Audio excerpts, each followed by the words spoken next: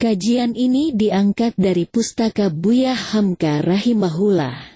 Semoga bermanfaat. Jangan lupa subscribe dan sebarkan ke handai taulan. Sanak saudara seiman. Tidak diragukan lagi bahwa hidup bersama dengan seorang suami yang tidak salat adalah sebuah petaka bagi muslimah dan kemungkaran yang tidak diperbolehkan secara syariat agama.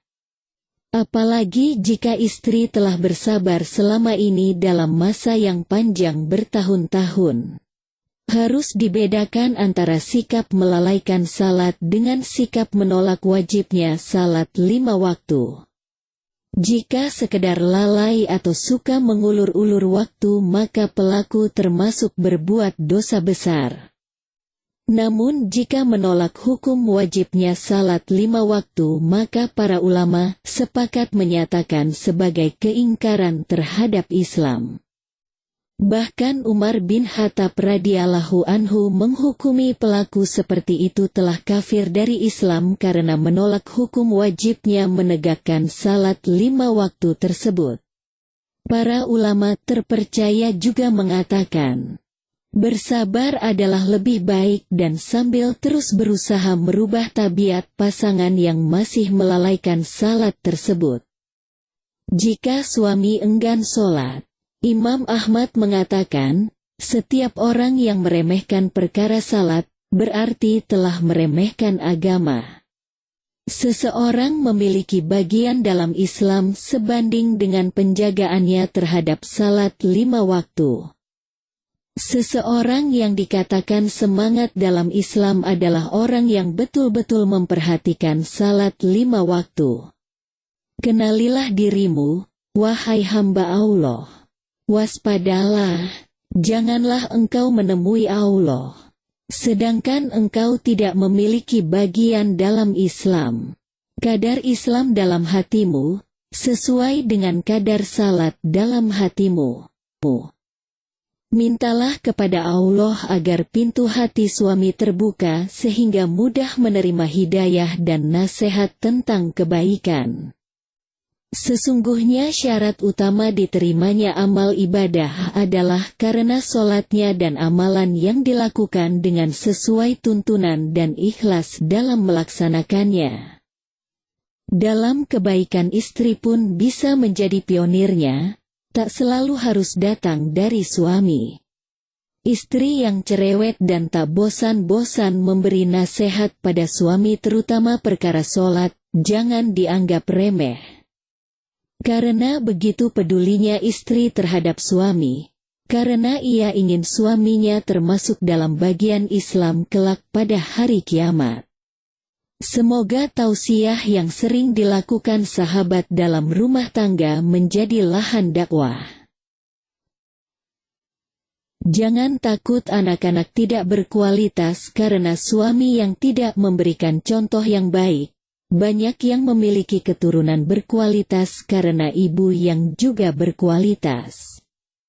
Jangan pernah bosan untuk memberikan support kepada suami, karena manusia pada hakikatnya hanyalah berusaha dan berdoa, maka serahkanlah semuanya pada Yang Maha Kuasa.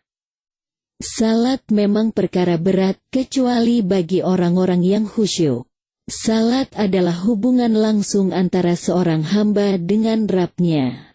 Salat adalah amal yang pertama kali akan dihisab. Salat adalah timbangan yang dengannya kita bisa mengetahui agama dan kebaikan seseorang.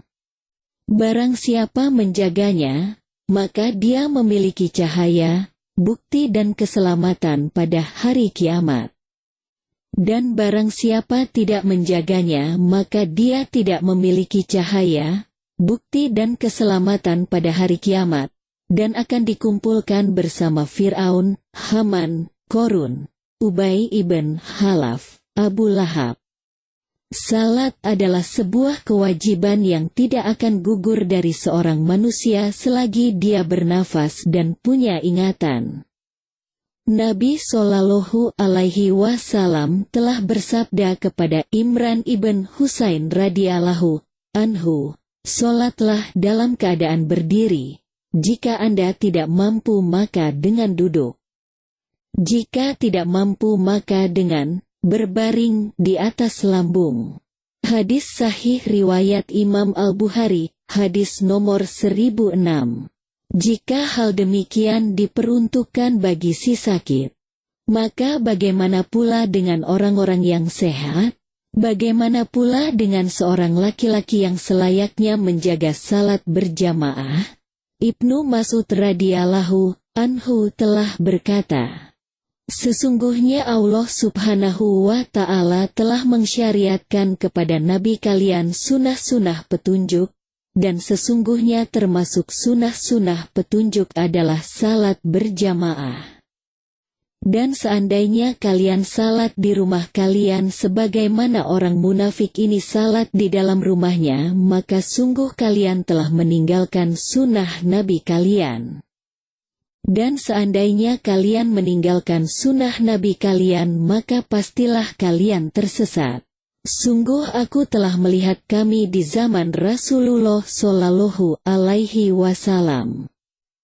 Tidak ada seorang pun yang meninggalkan salat berjamaah melainkan orang munafik yang jelas-jelas munafik. Sungguh ada seorang laki-laki yang didatangkan dengan dipapah di antara dua orang laki-laki hingga diberdirikan di dalam barisan. Hadis riwayat Imam Ahmad, hadis nomor 3616. Sungguh perhatian Nabi Shallallahu Alaihi Wasallam terhadap salat telah mencapai derajat yang agung hingga beliau ingin membakar rumah orang-orang yang tidak mengikuti salat berjamaah. Beliau tidak mengurungkan keinginan tersebut kecuali adanya para wanita, gadis pingitan dan anak-anak di dalam rumah-rumah mereka.